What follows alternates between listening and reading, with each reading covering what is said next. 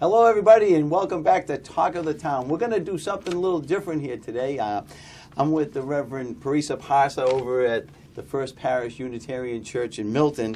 And as I was thinking about the next show, I was thinking, there's a lot of people in Milton that members of the community haven't had a chance to meet yet, especially people who have fields that maybe don't expose them to everybody. And so I thought about town meeting a few years ago when this minister first came to town. She did the opening prayer or convocation. What's that called? The opening? Invocation. Yes. It's not a convocation, it's an invocation. And she did a great job, but they didn't have the television on at that time. It was just before the meeting started, so a lot of you missed an opportunity to meet Parisa. So I thought we'd have something called Behind the Faces of Milton. And that's the topic today, and we're going to find out a little bit more behind the face of Parisa Parsa. So Parisa, now how long have you been here at the First Parish Church? This is my third year here at First Parish. I came from San Francisco, where I was working with a street ministry that was a combination of a Unitarian Universalist minister's work with a Franciscan sister's work, and was looking for a way to be in New England and to be with a community that lasted over time rather than with folks who were transient, literally, and also people that I got to know only briefly before they passed through the doors. And so you found there was an opening at First Parish. Yes. And you applied. So this is a little different than where you came from then. It certainly is, yes. My 6 years of ministry before being at First Parish were entirely working with communities of folks who are more marginalized than our community at First Parish in Milton is. And part of my work there was, in Unitarian Universalist circles, we call it community ministry.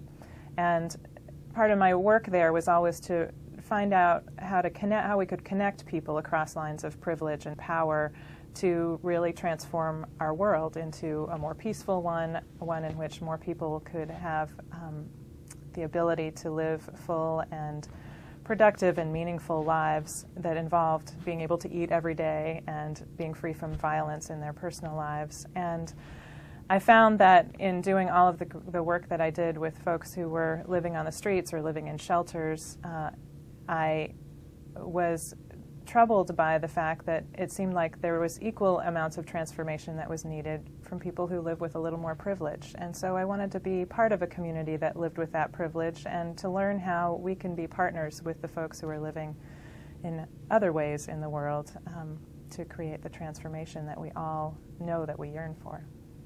Very nice, very nice. So you came to Milton, and what were your first thoughts as you arrived as you were accepted into this community here?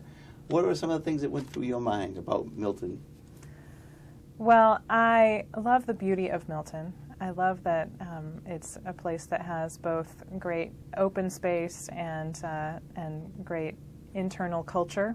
I love the history of Milton. It's really fascinating, and I'm always learning something new about the many different ways that world paths have crossed here, from Milton Academy to the Forbes family and the China trade and all of the many things that have happened here. I think that it's really a fascinating place to be, and it's an endless source of kind of wonder for me.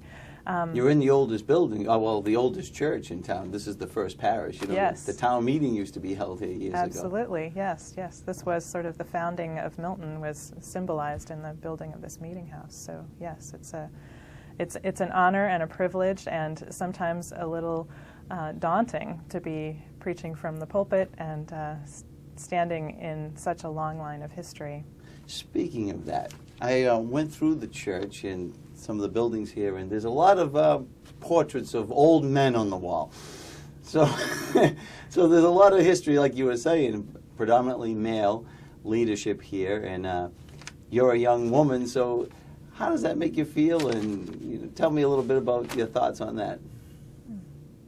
Well, I I'm always curious about how we link that history that can seem so intimidating, and the tenures of ministers before me were in the 30 and 40 year range, and it's kind of hard for anybody really to imagine in today's culture having any job for 30 or 40 years, and it's pretty rare among ministers that happens anymore too.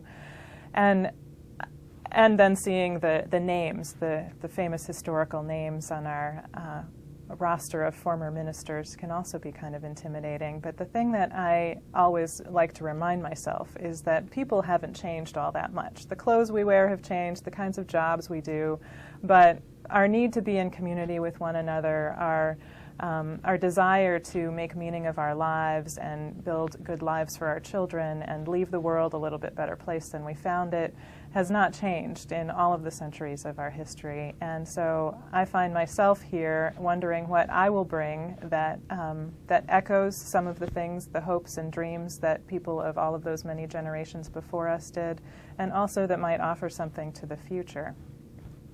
I think that being female in the role definitely changes it. These learned men who were the former ministers didn't have primary responsibility for taking care of a household and a family. They also, had wives who were the other half of the ministry of the church, and that's not an expectation any longer. So there are many ways in which it's changed, and I think that in every generation you have to discover and renew what the church is about. You mentioned family. You have a family? I do. I have a husband who is a professor at Boston University and a son who's just turned 4 years old. Very nice. So it's a little different. Now, Yes. Milton is, I would say, looking at the makeup of Milton from a religious point of view, would be predominantly Catholic. That would be my observation. That's not a scientific study. That's just a observation. So a lot of them might not be familiar with the Unitarian Church and what are some of the principles or beliefs of people that are members of your congregation. So maybe you could give people just a little, synopsis of what the Unitarian faith is, or how First Parish fits into that big picture. Unitarian Universalism grew out, Unitarianism grew out of the Protestant Christian tradition. Both Unitarianism and Universalism did. And the reason that we have this historic meeting house is that our forebears in the United States were the Puritans. And they built congregations based on a belief in the need to come together as a covenantal community that would agree to walk together in the ways of God as they were known or became known to them. And that was quite distinct from asking people to subscribe to a particular creed and to be part of a religious hierarchy.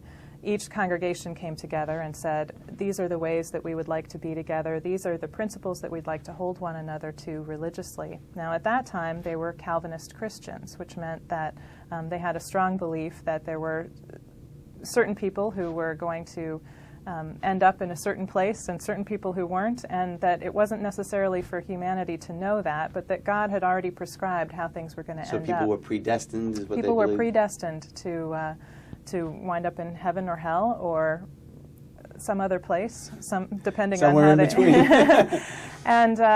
and so that theology became the source of some contention along the way, and by the early 19th century, there were a more liberal group of folks who said that the teachings of Jesus showed us, and our own scientific discoveries showed us, that people were always capable of becoming more morally aware and morally responsible for their lives, and that we might not be so completely bound by some predestined notion of how we were going to end up, but that we might have some control over that, and that humanity's ability to live in moral and righteous ways could always be improved upon, that we weren't necessarily bound by some original sin that had taken place long before our births and that would determine our destinies long after.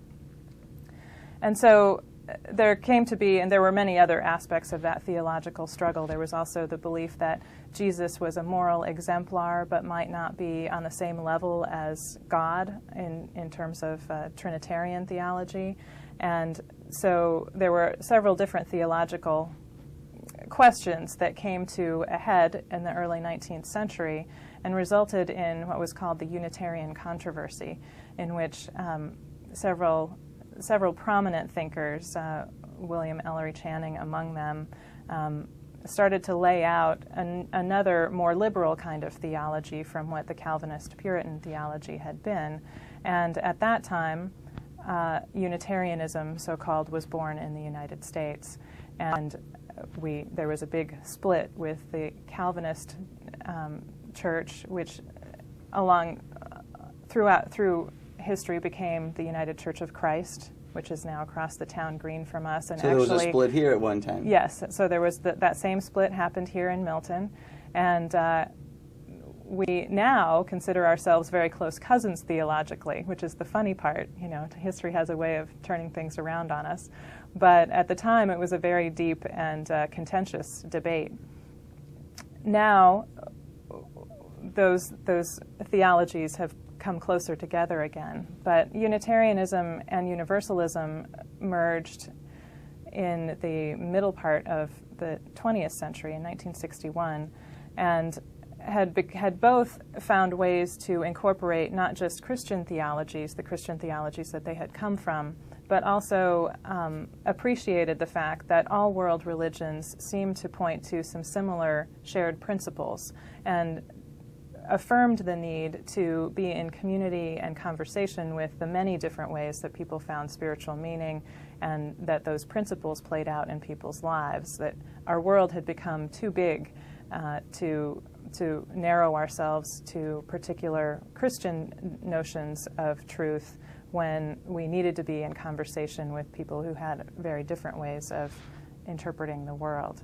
So contemporary Unitarian Universalism, while it honors its Christian roots by a fairly Protestant form of worship, often Christian sacred music, also includes people who have primarily a Buddhist spiritual path, people who practice pagan or indigenous spiritualities, people who like to do Christian prayer, people who come from Christian and Jewish backgrounds, people who have multiple faith traditions in their own personal history, who want a place where all of that can be affirmed and where they can search for meaning and truth with other people who share similar core values but might not share the same specific practice. So they're all welcome here? Yes, everyone's welcome here. And so you're not governed by a hierarchy per se. So could it be possible that a Unitarian church here in Milton might be different than a Unitarian church in, say, Boston? Yes. Yes. So just if someone had been to a particular church and visited it, it does not necessarily reflect your particular congregation. Is that correct? That's right. We're democratically governed, which means that each congregation, the members of each congregation, make the decisions about what that congregation will be in the world. So aside from the legal things that we're all required to have, which is a governing board and officers and those kinds of things structurally, there are many different ways that Unitarian Universalist congregations find the expression of their faith. And while probably most people who have visited different congregations might say that there are certain things that we have in common, there's a certain feel that's the same. The form of worship, the emphasis of different faiths or of a certain kind of worship can be very different from one congregation to the next. Very good. I made